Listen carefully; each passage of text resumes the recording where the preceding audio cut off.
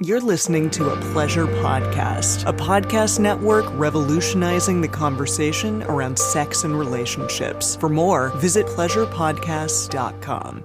Hi, everyone. We hope that you're taking care of yourself during this challenging time. We decided to do twice weekly online video hangouts that are open to anybody, whether you're a patron or not, every Tuesday and Thursday from 10 a.m. Pacific, that's 1 p.m. Eastern, up until 6 p.m. Pacific, 9 p.m. Eastern, where it's just open. You can come hang out, have some friends while you do some work, or find people to chat with or play games with. So if you want more information about that, if you want to find out when the next hangout is happening, go to multiamory.com/hangout. I do feel that, like, in our co-parenting triad of an emotional podcast baby relationship, that we do tend to take turns being the one to whip out the first repair attempt, I suppose, and moving conflict towards something constructive. That's why 3 is nice sometimes. Because then if 2 people are, like, kind of arguing, us, the third one can be like, hey, look at this dog thing. There's a dog. There's a dog. I have a cat. Here, look at it. Yeah. Welcome to the Multiamory podcast. I'm Jace. I'm Emily. And I'm Dedeker. We believe in looking to the future of relationships, not maintaining the status quo of the past. So whether you're monogamous, polyamorous, swinging, casually dating, or if you just do relationships differently, we see you, and we're here for you.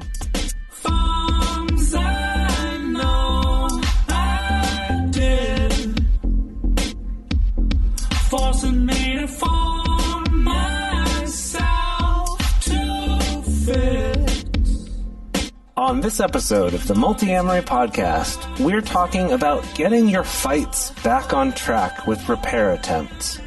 Or maybe derailing a fight is better, or is the relationship the train and the derailing's the fight and you want to get it back on track? I'm not quite sure about this metaphor. I like that metaphor. But when arguing with a partner, sometimes the conversation can get out of hand, can spiral out of control, or lead to destructive behaviors that harm the relationship without resolving the problem. Today, we're going to be talking about what it looks like when fights are getting out of hand, as well as how to both give and receive repair attempts in order to successfully de-escalate those conflicts and get yourselves back on the train tracks of your relationship.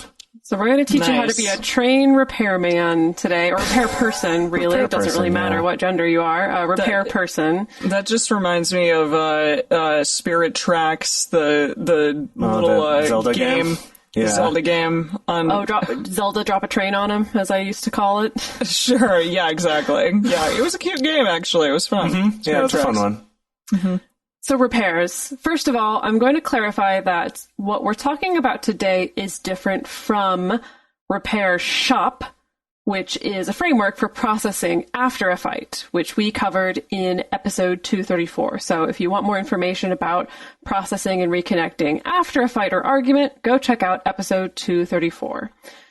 So, y'all, how do you know when a conflict in your relationship or with someone that you care about is starting to get out of hand or going to a bad place? Like, how early do you know? Or, like, what are the signs that let you know this is not going to go good? I think that's the challenge, is detecting it earlier.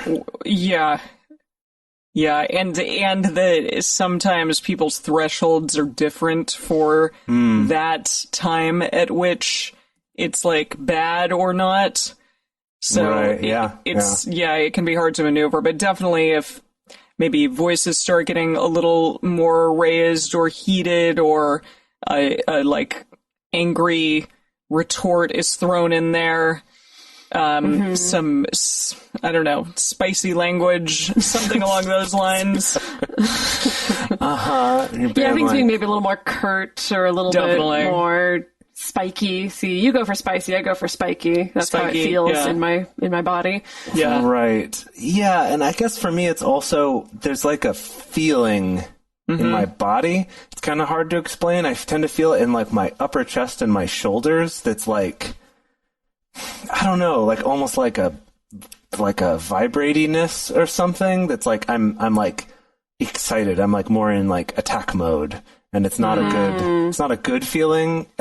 And I think that's usually when I start to notice some of those other things we're talking about, like the spiky/spicy language, or maybe more jibby jabs, as I like to call them, little kind of a dig along with the thing that you're saying. Like when I start to notice those, I'll often kind of check in and I'll notice that I feel that kind of extra vibraty, kind of excited. I hate that I'm using the word vibraty for this, but yeah, I feel like my breath gets more shallow. Yeah. So like, yeah, you have to be a little bit, I don't know. When you're relaxed, it comes easily, but when you get in that place, like it stops becoming so normal, and it gets to a place where you kind of have to like think about it a little bit more and be like, okay, I need to calm myself down in this moment. Right. Yeah, I know for me, it's very much like body tension. Like I feel like, especially like my stomach and chest muscles really tightening up, almost kind of like that's deflecting off or getting ready to deflect off an attack of some kind. Yeah. And Emily, you pointed out. Sorry, like a tightness in the corners of the mouth too, like sort of a drawing tight of the face. I guess similarly for better punching. I don't know. better punch to like receive a punch? Or? Yeah, I guess maybe to like your face will protect itself against punches by tensing up. I don't know. I don't know how it works. There's like involuntary like muscles within our bodies, I guess, that just kind of tense up. Like verbal punching, obviously, not real punching. Yeah. Right. So that's our experiences. Of course, this could be very different for different people. I think for some people it could be when my partner starts ignoring me or stonewalling me, or when I start stonewalling my partner, or when I feel the urge to walk out of the room, or, raised voices is fine, but it's not until someone drops the first F-bomb that's when I know things are not going into a good place. Everyone has their different cues, I think, in their own bodies and their own experiences, as well as what they see happening with the other person, that can cue them into knowing, like, ooh, this is maybe starting to spiral. Yeah. So let's talk about a couple other ways that you see that a disagreement is starting to sort of spiral out of control. I was guilty of this one a couple months ago with my partner, switch tracking, which we talked about in episode 168, but it's essentially changing the subject. So like one person's reaction to the other person's feedback ends up changing the subject. For example, my partner and I were talking, I guess I said something to him that kind of hurt his feelings and made him feel shitty. And then I switch tracked and was like, well, but you didn't do the dishes. It was ridiculous, but I know, I sort of like flipped into an additional grievance that I had with him in that moment, even though he was talking about something completely different. So, if you want to learn more about that subject, go back to episode 168, Communication Hacks Booster Pack, where we talk all about switch tracking. Yeah, I think it's kind of like, it's not usually just an abrupt change of topic, but I criticized you, and now the criticism is my return criticism is about how you criticized me, or something like that, where you end up talking about two different things, kind of having two different arguments at the same time. Next one is interrupting. And this could be either just one person always talking over the other, or it could be both constantly jumping in and not letting each other finish thoughts. Similarly, emotional escalation. This is when you kind of have that feeling of suddenly being overcome by anger or sadness or something like that, where it's just like those feelings come up a lot stronger than what the content of the argument was about, is a good sign that things are escalating to the point past the actual subject you're even talking about. Yeah, so that could happen in a moment where it feels like, oh yeah, something my partner just said struck a nerve, either quite appropriately or maybe not quite appropriately. That can also be tied to if you're noticing activation in your body or in your nervous system. So that's things like if you're noticing your palms getting sweaty or your muscles tightening or Jace vibrating or your shallow breathing. Yeah, shallow breathing, sweating. The Gottmans are very much sticklers about if your heart rate gets over 100 beats per minute or 90 beats per minute, if you're very much in shape, that's probably a good indicator, or good chances are good that something's going to take a horrible left turn, you're going to stonewall, or you're going to explode, or something like that. Check For some on your people, Apple Watch real quick. I was just going to say, I'm like, how do you know? Now that so many people have Apple Watch watches or Fitbits or whatever, like sometimes if Dedeker and I start having a heated conversation, I'll like check my Fitbit real quick. I'll be like, hold on, I'm flooded, I'm over 100. No, actually, you can do that on your phone, since a lot of phones have like that fingerprint heart rate sensor as well. Or you can do it the old-fashioned way, just by sticking your 2 fingers up under your jaw there. There's a lot of ways to take your heart rate. For some people, there's also certain physical manifestations of PTSD. If something related to your PTSD or trauma gets triggered in an argument, that the body and nervous system can sometimes take over in a particular way. I do want to note, and we can go into more details about this at another time, but your body being activated and your emotions being escalated or activated are not always one and the same. Sometimes we can mistake and think like, okay, if I'm going to take a halt or take a pause during a fight, that means when I come back, I need to be feeling super great and totally calm and peaceful.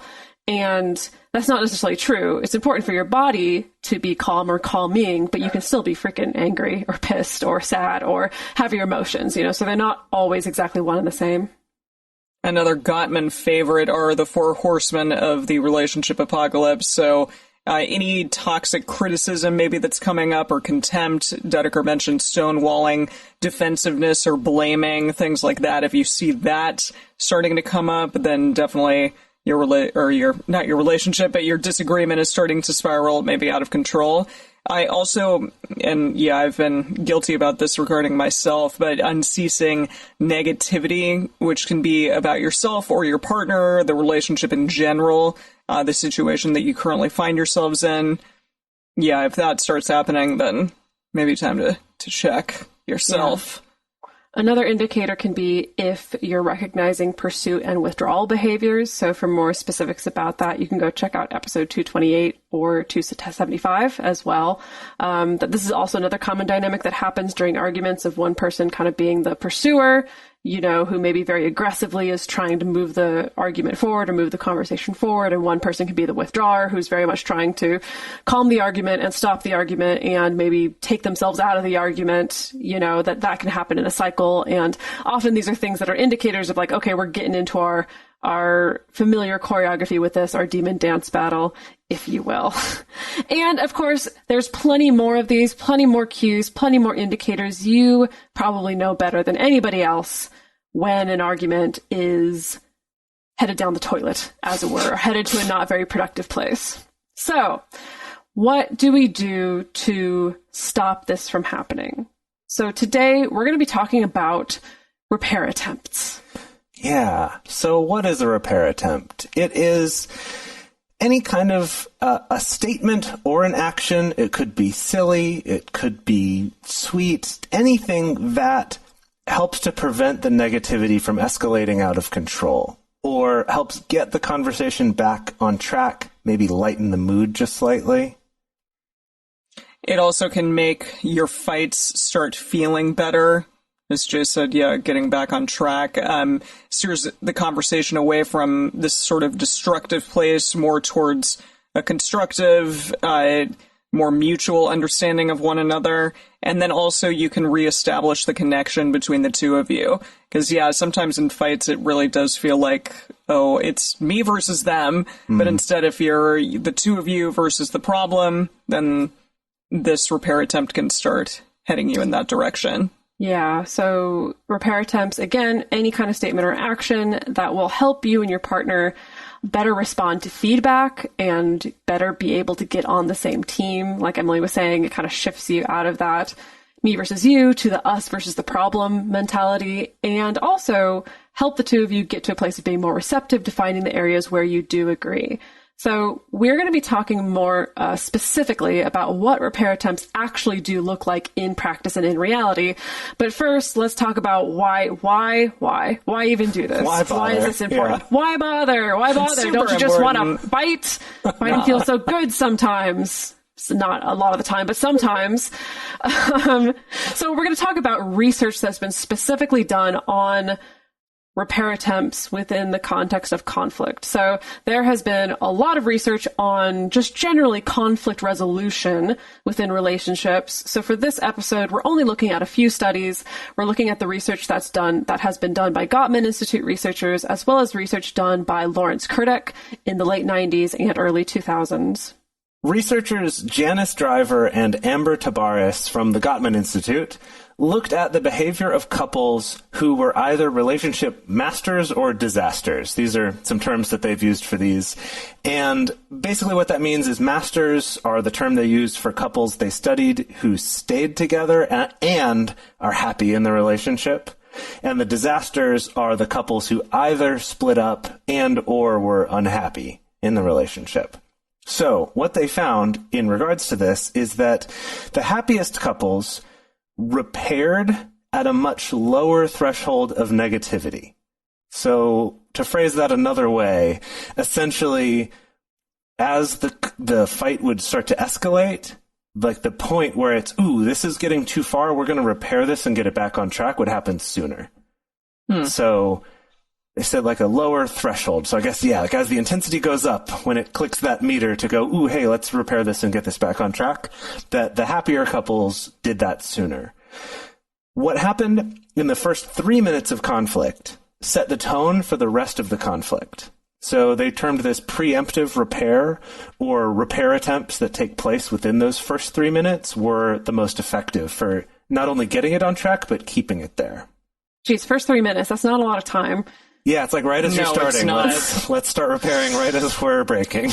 But you know what? I think that makes sense anecdotally when I think about my own experience and also the work that I do, and also just hearing from family and friends. I think it makes sense that sometimes, especially if people have been in a long-term relationship, that sometimes right out the gate. Yeah. Sometimes That that's it's starting dependent on to get rough. topic. Yeah. Sometimes, particular topics, you're like, oh, we always fight about this one, and so but I feel like, again, just anecdotally, that there's a lot of people who just know that right from the beginning whether or not it's going to get rough or not. Yeah.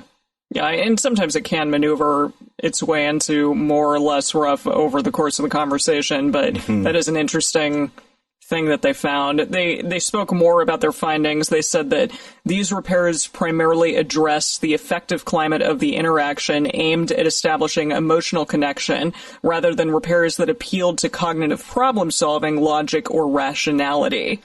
So that's interesting. So it's about emotionally connecting, getting on the same page, yeah. Yeah, and I would agree with that for sure. When somebody's like trying to like rationally be like, well, you're wrong because of X, Y, and Z. It's, really annoying.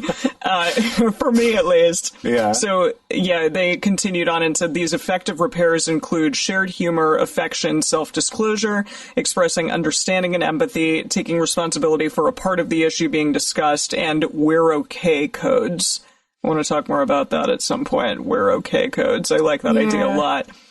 Finally, they said some specific repairs were effective during the heat of the conflict, minutes 4 to 12. And some repairs, although very few repairs, were effective in the 11th hour, that is the last 3 minutes of the conflict. Wow. Yeah, that does seem pretty late in the game to start a repair. Yeah, so I guess we're learning that like the longer you wait to repair in some way with your partner, the less likely it is that it's going to be effective. Right. Yeah. They also said that 96% of conflict that started negatively, so had sort of like a harsh startup or a criticism, like right out the gate, they never got turned around, which makes sense, I think. That's a lot. That is 96%. Almost 100%. Yeah, exactly. Yeah. And that's something that we talked about a little while back in terms of how to bring up criticisms. I think we talked a little bit about the idea of the soft start. And that's not really the subject of this episode, but that's also apparently very important for this. If 96% of things that started very harshly rather than having a soft start never get turned around. So that's also something worth thinking. And I would almost say it's like that soft start into a discussion is sort of like starting with a repair attempt. Yeah. Right? It's kind of within that first 3 minutes, we're going to start right off from a note of, I'm trying to do this in a way where we're connected and we're on the same team. So that makes a lot of sense, actually. I think that's huge, as opposed to coming at your partner with like a super combative attitude just right out the gate. They can feel that, and it's probably not going to go very well. People are going to get defensive, so... But it's so easy to do if you're in a moment of being angry or pissed off or frustrated or sad or whatever, that like you reach your boiling over point and then it's like, oh my God, you never do this right. And that's like a harsh startup and that's probably not going to get turned around. Yeah, absolutely. So finally, Kurtik's research found that each partner's level of relationship satisfaction is positively related to the frequency with which both partners use constructive strategies to resolve conflict, such as agreement, compromise, humor, and negatively related to the frequency with which each partner uses destructive strategies to resolve conflict, such as conflict engagement, withdrawal, and defensiveness. Basically all the things that we were just talking about. So, yeah, don't do those things. We are going to continue and talk about what repair attempts actually look like in real life and give some examples. But before that, we are going to discuss some of the ways in which you can keep the show going and make it free for listeners out there like you.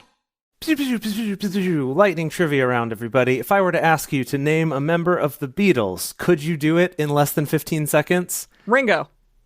Good. John. How about if I asked you to name one of the members of New Kids on the Block? I couldn't do that. Sylvester Stallone. No, I have no idea. Well, I would get that one wrong. If you want to test your mettle, as it were, in the world of trivia, then you should check out our sponsor for this week, who is Trivia Star. Trivia Star is a free mobile quiz game that is both entertaining and challenging. You can choose categories like music, sports, movies, TV, animals, celebrities, Disney even specifically. There's over 60 categories to choose from, so there's always more trivia to explore. And the questions do kind of rank from pretty easy, no problem, to much, much harder. But if you do get stuck, don't worry. You can use coins and gems and get a hint and beat the level. Trivia Star has 2,000 5-star reviews in the Apple Store, so join them today and see if you have what it takes to be a Trivia Star. Right now, Trivia Star is offering 2,500 coins and 500 gems when you download and play. Just go to the Apple Store or the Google Store and search for Trivia Star. Again, search Trivia Star and enjoy 2,500 coins and 500 gems. Download Trivia Star for free today. It's time for this episode of Lube Facts with Multiamory. Did you know that the earliest known use of personal lubricant dates back to the ancient Greeks and Romans in 350 BC, who anointed themselves with olive oil as a sexual aid? Now, we've come a long way since then, and we want to talk to you about our favorite lube, Uber Lube. Yes, Uberlube offers long-lasting performance when you want it and then quickly dissipates without leaving a sticky residue. It truly is mind-blowing in my experience to have a lube that's on your body where you don't feel the immediate need to wash it off. And while you might not be able to serve double purpose and cook up some pasta with it afterward, it's much cleaner because it also washes out of your sheets really easily without staining them. Personally, I would prefer that over pouring olive oil all over myself. You can grab your very own Uber Lube and try our favorite lube. And right now, they are offering Multiamory listeners a special offer, 10% off and free shipping when you use our promo code MULTI, M-U-L-T-I, at checkout at uberlube.com. That's 10% off and free shipping. Use promo code MULTI, M-U-L-T-I, at uberlube.com.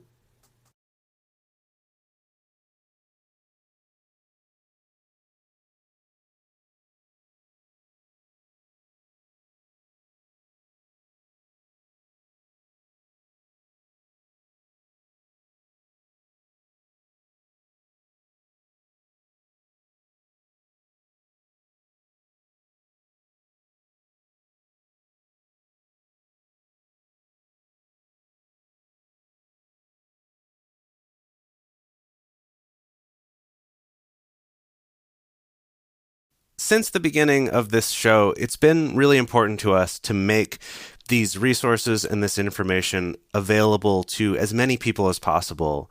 And doing that through a free podcast has been amazing in helping us reach more people to let them know that they are represented, that there are people who understand you and who are working on relationship advice and tools for you, and not just if you fit into this one particular mold that's in the movies and the TV shows.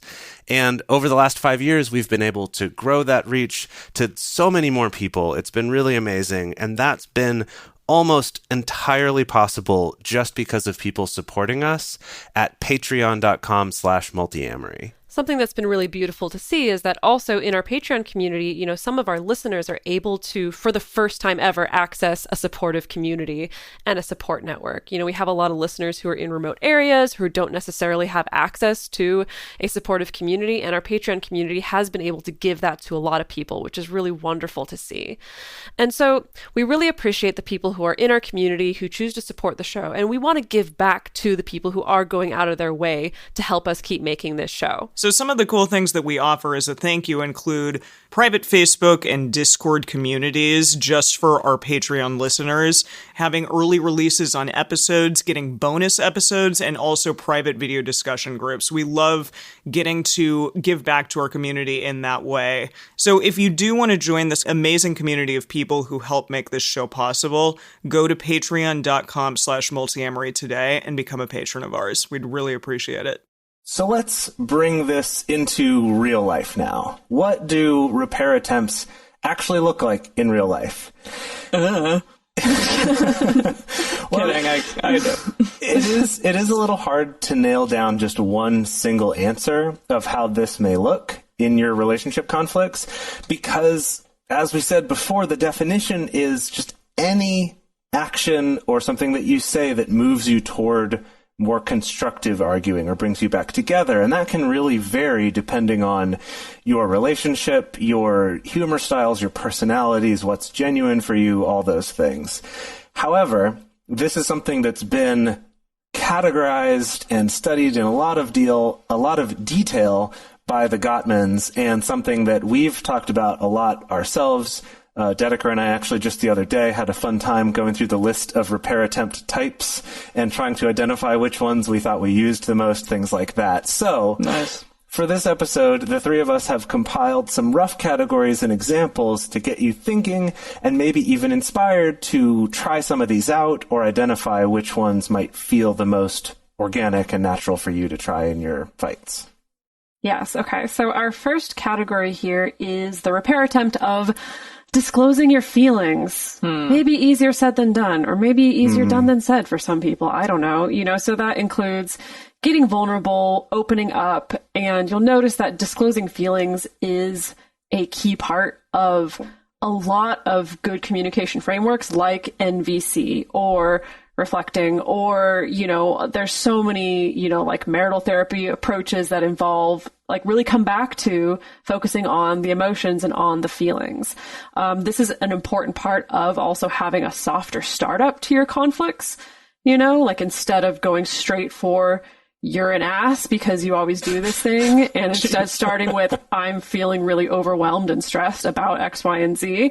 So, you know, just things like I'm feeling sad, or oof, when I heard that hurt my feelings, or saying something like, I feel sensitive about this particular topic, or I feel kind of criticized right now. Do you think that you can rephrase that? Which is interesting. I'm actually all about encouraging people to ask their partners to rephrase things if they can do it in a non-shitty, non-combative kind of way. So what do y'all think? Hard to imagine it, not hard to imagine, but I could easily see that one, I don't know, getting both partners sort of even more riled up. What do you think? I like what they said, though, here. I feel criticized, or, hey, that made me feel a little criticized. Do you think, is there another way that you could put that perhaps isn't so critical? Yeah, or you can even say, even not even make it about their actions, just be like, ooh, I'm noticing that I'm feeling sort of defensive about this. Do you think you could put this in another way? Or you don't even have to make that request. You could just be like, I'm feeling kind of defensive about this. Yeah, and perhaps they will put it in a different way. after they hear that you have felt defensive in that way. Yeah, you know what, though? I think that as I'm thinking about it more, I think that second part of the can you rephrase that, or could you say it another way? I think there's a key there, because if it's just, that sounded like criticism, just sounds like I'm shooting down the way that you said that thing to me. But if it is, I'm reacting defensive to that, or I feel criticized by that, can you rephrase it? Still puts it back on, I do want to understand and I want to hear and listen to you. So I do think that's sort of a key part that makes a lot of sense, to keep it from just being a type of switch tracking of, that just sounds like criticism, or, oh, you just used an always or never statement, right? To just kind of derail everything to be about something else. Yeah, so the next one is going to be getting meta, which we enjoy doing here on the Multiamory podcast. So meta. Yeah, Triforce, exactly. Triforce of communication is all about meta communicating. But this is sort of assessing the conflict that the two of you have as fairly as possible. So being aware of when the two of you are starting to stray off topic, try to gain some perspective. So here's some examples of how to do that. It sounds like there are things that are important to me that you didn't notice, and there are things that are important to you that I haven't been noticing. I like that one. Yeah, kind of stepping outside of it and just sort of stating, okay, this is where we're starting from. Yeah. Makes it feel like we could fix it. And it's only really a repair attempt if you're truly making an effort to be objective and as possible and as fair as possible. So if the way that you get meta and kind of some of the conflict is like, well, sounds like you're an immature baby and I want you to grow up, like that doesn't count as a repair attempt. No. Right. If you're acknowledging like the part that maybe you had in the issue at hand in addition to theirs, and maybe you don't even have to like say what they did wrong, but just be like, hey, I recognize that you're hurt in this moment and that perhaps I could have done a better job with X, Y, and Z. Yeah. Another one is, it seems like we've been misunderstanding each other's intentions for a while. Yeah, this one, sort of a variation on this, I've noticed that I will use in those moments. Tell me if either of you have experienced this, but that moment when you're having some kind of a disagreement or heated discussion where the other person finally puts something in a way or says something where it kind of suddenly makes sense and you go, shit. Like internally, it's that, shit, I've been doing this thing that's hurtful to them. And it's in that moment, there's this strong temptation to then defend why you've been doing it. Maybe switch your tactic to defend why you've been doing it, because suddenly it makes sense. You're like, ooh, shit. And I found that in those times when I'm able to catch that moment and use this, I think I now understand something that I hadn't got before, that I didn't realize that. I know you've told me this before, but I didn't quite get it the way you just said it. Can you help me understand that a little bit more, and then let's work together to come up with a solution, or something along those lines. That just really jumped out to me when you gave that example. Another example of getting meta is, I think we're getting off track and distracted. Let's go back to talking about the real issue. That's a really good one, because that can happen a lot in these situations, and it's good to just be like, okay, that's not what we're talking about, though. That's not what this particular argument or discussion is about. Let's get back on track. Yeah. So the next category of repair attempts are what I call slow down repair attempts. So that's things like de-escalating in whatever way you can, pumping the brakes, or doing something like giving a warning, kind of like a yellow light at a traffic stop. So slowing down can be things like saying, oh, okay, I got a little carried away. Let me take that back and try again. Or, okay, hold on, let's slow down. I really want to make sure that I'm actually understanding what's going on. Or saying something like, hey, this is a really difficult topic for me to open up about, so please give me a little patience. That's kind of what I mean by offering the warning a little bit of like, if we're talking about this particular topic or this particular thing that happened or my history or this baggage or whatever, like we need to go slow through it.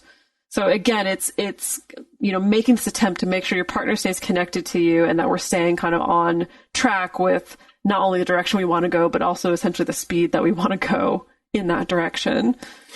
Right. And so then, aside from slowing down, which is what those are, it also might be appropriate to just stop for a little bit. So this is where halt or halts comes in, which is if you find that you're hungry or horny or angry or lonely or tired or drunk or doing drugs or anything like that that's going to interfere with your ability to have a good conversation about this, is take a pause, pull that ripcord, come back to this again later. So this could look something like, I need to pause this discussion. Give me 20 minutes to chill out, to cool off, whatever. Or I'm feeling flooded. You could even look at your Fitbit and be like, I'm feeling flooded. Give me a little bit for that to come back 101 down. heart rate. Give me a second. Oh my gosh, I'm at 97 right now. I'm Whoa, very... whoa. Jace, Well, you were in the middle of a show. Like, that makes sense. Yeah. Adrenaline. Yeah, seriously. Or can we please stop talking about this for now? I need some time to think. I think with this category, to be careful of not, figure it out and walk out of the room as a way to stop the conversation, there's an element of, hey, I really need this. Like, there's an element of vulnerability to this, or I really need this, or can we please, could we pause for a bit and come back? I think that's a key distinction there between just another form of stonewalling. Yeah. The next one is finding agreement. So moving towards compromise, giving your partner the benefit of the doubt, accepting influence, things like that. Saying something like, I never thought about it that way. Or, you know what, that's a good point. Or I agree with part of what you're saying. Or even just let's make a mutual effort to check in with each other about this. I like that one a lot because it's sort of, it's not just about that particular conversation that you're having, but maybe something else comes up again that you're like, okay, this was triggering in the past for my partner. Let's have a discussion about it in the moment and be like, hey, how are you feeling right now about what I just said or what just happened? That's a nice way of, trying to agree and trying to understand how they're feeling in that moment and beyond. Yeah. And again, the sooner that you can move towards just kind of like validating your partner's point of view, like saying things like, oh, okay, yeah, that is a good point. I haven't really thought about it that way. Even if you don't agree with absolutely everything, even if you don't agree with absolutely every single part of how they saw it, that the faster that you can move there, the faster the two of you are going to be able to get towards actually being able to compromise and agree and find something that works for the both of you moving forward. Mm-hmm. Yeah. And in that vein is the next category, which is appreciation and affection. So this is words of encouragement to your partner, offering affection, using their love languages, building up the connection. This is also one that can be done non-verbally as well. I mean, all of these have sort of non-verbal versions of them, which we're not talking about as much, but this could be something like, reaching out to hold their hand or something to just give that moment for you to connect with each other. But some examples of how you would say this would be something like giving an appreciation. You have been a lot better about X, Y, or Z lately. Taking out the trash, doing the dishes. Right. Like, I know you've been a lot better about this. It kind of helps give them, it's not just, I'm trying and it's not doing any good, Or I appreciate you listening to me even when I got really upset. Or it can just be understanding, like we've both been really stressed about this issue lately, or just straight up affection, kind of like the hand holding could be, can you hold me for a moment? Could we just reconnect? You could even be very meta about it. Can we just hug for a moment and just kind of reconnect with each other? Yeah, I know that's one you've definitely used on me in the past, Jace. Oh, really? I think sometimes. Yeah, you're good at that. Maybe not recently. But yeah, no, I definitely have memories of when you've noticed that a conflict is starting to maybe spiral or go into a negative place, that you've been the one to sometimes be like, okay, hold on, pause. Like, can we just hug each other for a second and then keep talking about this? Yeah. It's because it is you. It is, yeah. It's very you, and I appreciate it. And speaking of, the next repair attempt comes under the category of kind humor. So again, this is one that you have to be careful with. But, so this is things like whipping out an in-joke or silliness that's used at the appropriate time. And remember that for humor within the context of conflict to be something that is repairing and moving the two of you toward connection and toward constructive arguing, it needs to be both kind and potentially reciprocal as well. As in, it's not me laughing at you or me poking fun at you. It's we're both laughing at this or giggling at this in some way, There has to be no contempt or no malicious intent behind it as well. There's also one that Jace uses on me all the time. Fortunately, we have like 7 years of in-jokes to be able to whip out. That actually does help dissolve the tension, I know that myself included, and a lot of people end up feeling very, very resistant to humor within conflict because they feel like, oh, you're laughing at my problems, or you're just trying to use humor to get us out of the conversation, and trying to ignore it. So that's why it's also very important just to be very mindful and intentional with the humor, that like well-placed silliness and playfulness and humor can really go a long way in helping to break the tension while at the same time not trying to just scrub away the conversation. You're not just trying to crack a joke to get the two of you to stop talking about it. So, I mean, Reese, gosh, this is a new one that Jace has been whipping out on me is... Yeah, because Jace and I were actually literally reading the Gottman Institute textbook about the way that they have codified repair attempts in their research studies, which is just fascinating and like way too detailed. And one of the examples, what was it? It was like someone was saying like, "Oh, you've gone sour. What's going on?" or something like that. Yeah, something like that. And it wasn't in the humor category. This was in a different category of just observing or connecting. No, and Jace was like, Jace was like, "I'm going to use that one on you," and I'm like, "No, you're not, because I know that if you try to tell me that I'm sour, it's going to make me more sour." But then now that he's been whipping it out, now it's funny, of course. So that's good. I always kind of put on my academic face too, and I'm like, you've gone a bit sour. What happened just there? I think it's been effective for me because it's both silly, you being silly, but also it's you being tuned into my emotions. It's like you notice. It's kind of like a good double whammy of like both being silly and also I'm like, okay, he has noticed that I've gone sour about something and he does care, so ironically it works. So ladies and gentlemen and people, friends beyond the binary, use Jace Lindgren's patented, "You've gone sour, whatever is the matter" line and tell us how that went for you. Also, my partner Alex, he has a line he uses on me all the time, which is just to point out the nearest dog. Basically. That's good. You're getting pissed and then he's like, "Look, a dog." Yes. That's funny. Because it did come out of a real life situation where we were walking around somewhere and we were kind of starting to get a little, like, I was getting testy about something or we were kind of getting tense about some topic. And then he was just like, "Oh, look, my babe, look, there's 2 dogs." And I was like, "Oh my God, they're so cute. Oh my God." And then we walked along and then I was like, "Wait, hold on a second." So now he just uses the closest available dog as a repair attempt, I suppose. I feel like this is something the 3 of us do also, like when we get into arguments in work meetings or in business meetings. Yeah. I think we know each other quite well and have also like 7 to 10 years of stuff to whip out. It's like, here's something fun. I don't know. I can't recall any at the moment, but I do feel like we have a good number of these kind of inside jokes or just sort of recurring.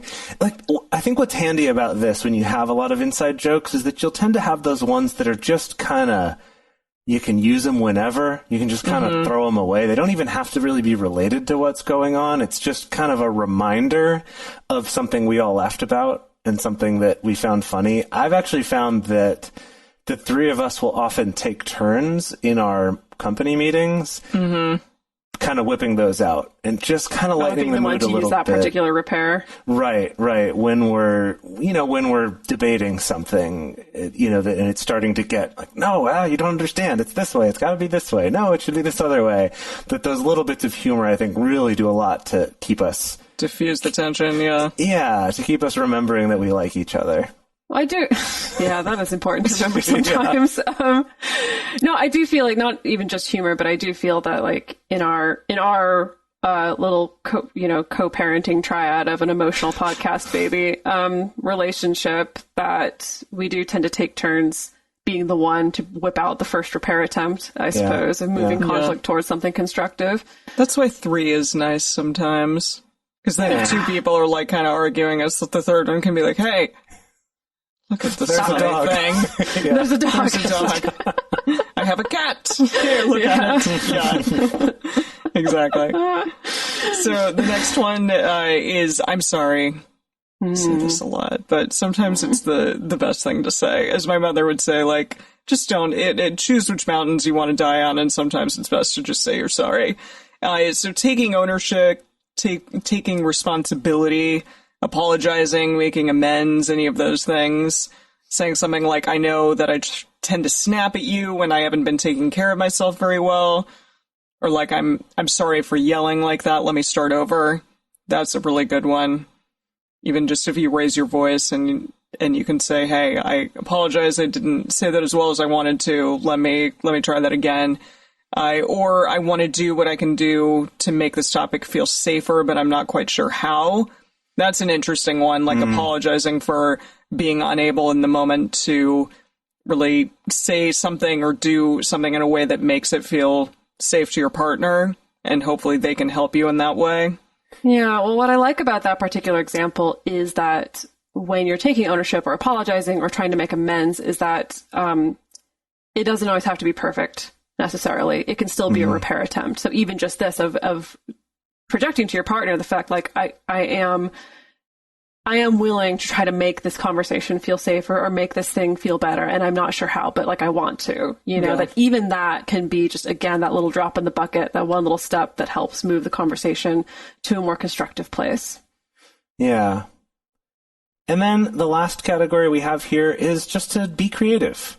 So it's kind of not of a category. It's sort of like, and here's the end of the list, be creative. So you all Figure it out. Yeah, you all know what works best in your relationship, what works for you. If you're not sure, maybe experiment with some of these, see what works, talk to your partner about it. We've also talked before about microscripts, which are sort of having just a little phrase. Maybe it's something that one person says something and it has a certain response that goes with it, or it's just kind of a set phrase that reminds you of something you've agreed upon. I think that the humor of the "you've gone sour, tell me about that" also has a little element of microscript in it. And you could do that with any of these from this episode. Say the two of you listened to this episode and you thought one of the things we said was just ridiculous. You could use that one as a, haha, right? This reminds us of that episode. It's funny, but it's also a little microscript.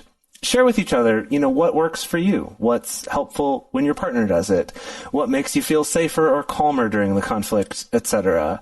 You can even look at past things and be like, hey, we were having a heated discussion that went pretty well. What did we do? Did we do some repair attempts in that? What might those have been? Just get creative and try some things and see what works. And also, this is extra important, maybe just as important as putting repair attempts into the soup that is your fight. I'm about to really mix some metaphors here. Wow, so strap in. Okay. Strap in. I was going there, but by all means.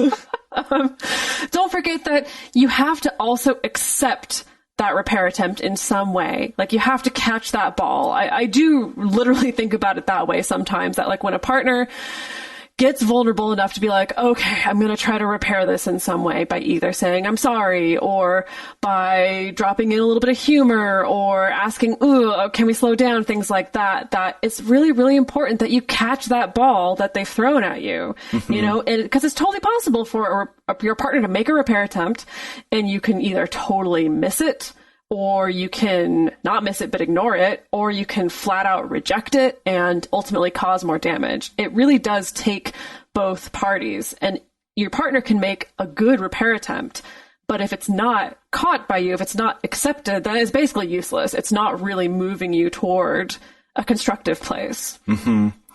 Yeah, that this isn't, repair attempts are not just a one-sided thing. It's not something that you can just do on your own. It is something that the both of you have to be involved with, whether you're doing it consciously or not. This is just, that's how it works.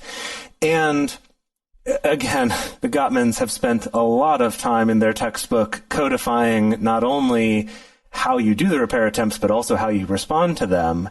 But generally, the responses are essentially just another repair attempt, or just receiving it, right? So if it is appreciation or something like that, that it can be easy to resist, but if the other person appreciates you for that, that's that moment of, oh, okay, thank you, yes, you're right.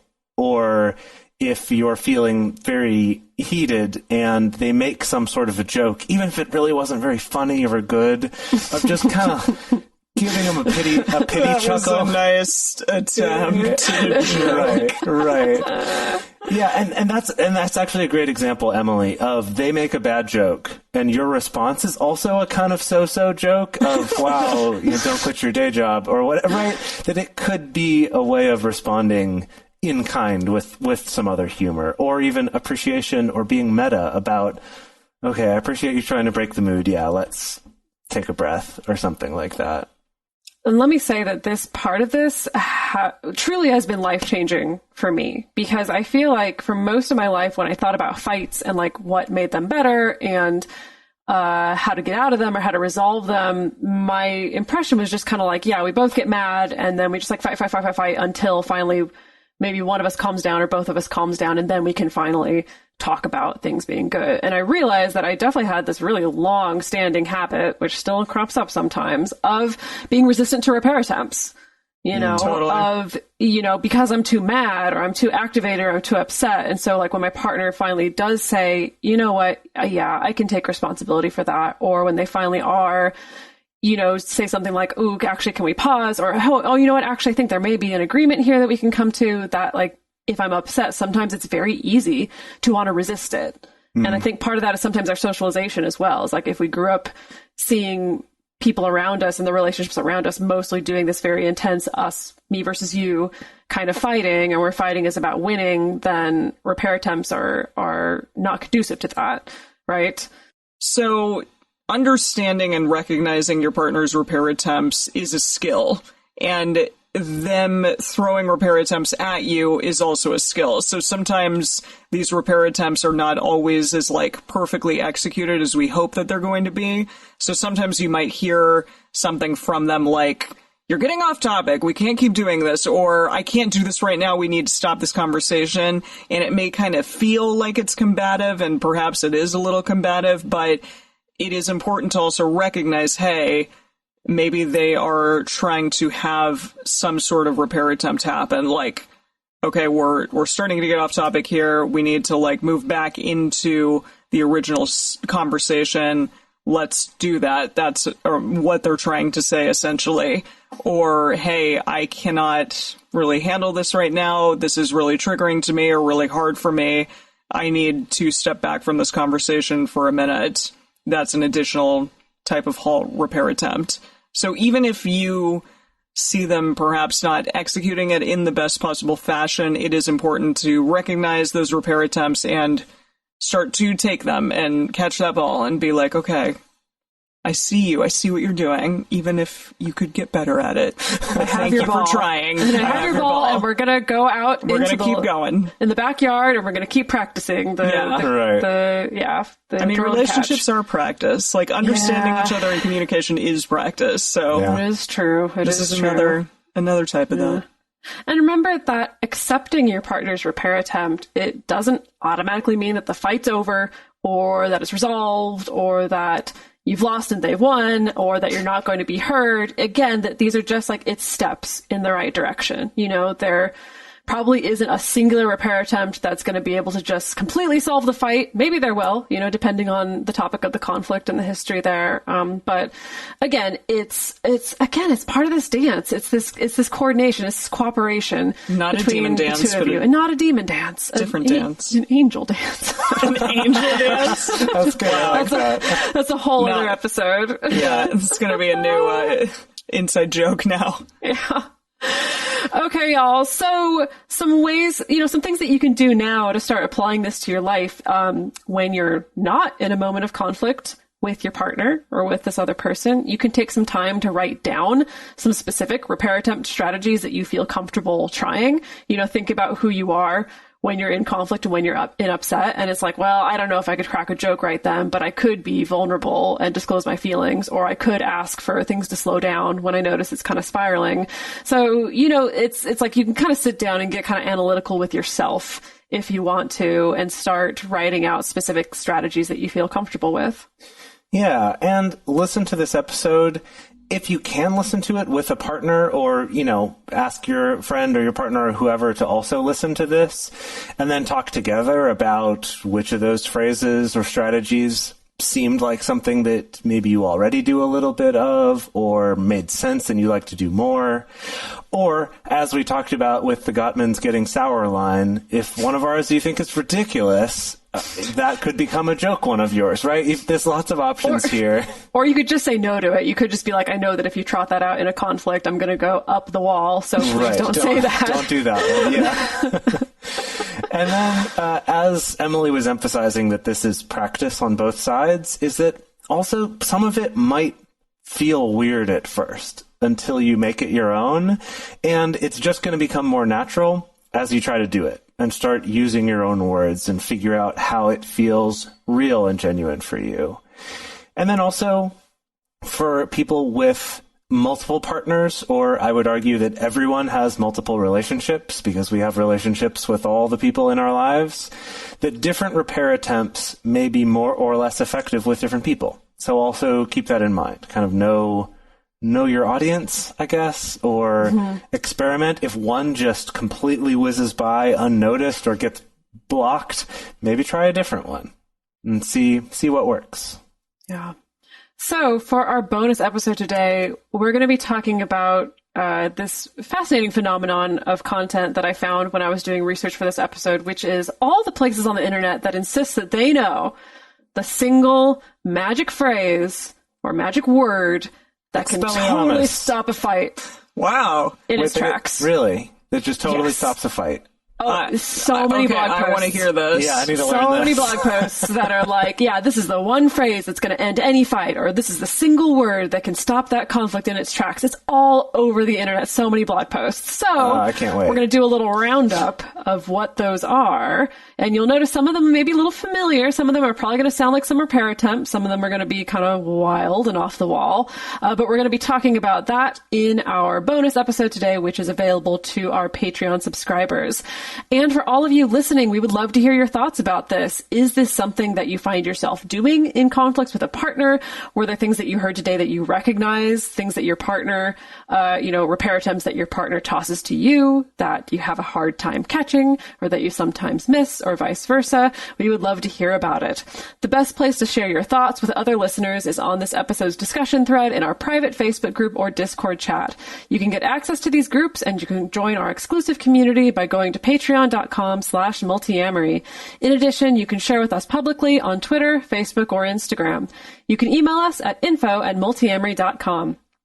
Multiamory is created and produced by Jace Lindgren, Emily Matlack, and me, Dedeker Winston. Our episodes are edited by Mauricio Balvanera. Our social media wizard is Will McMillan.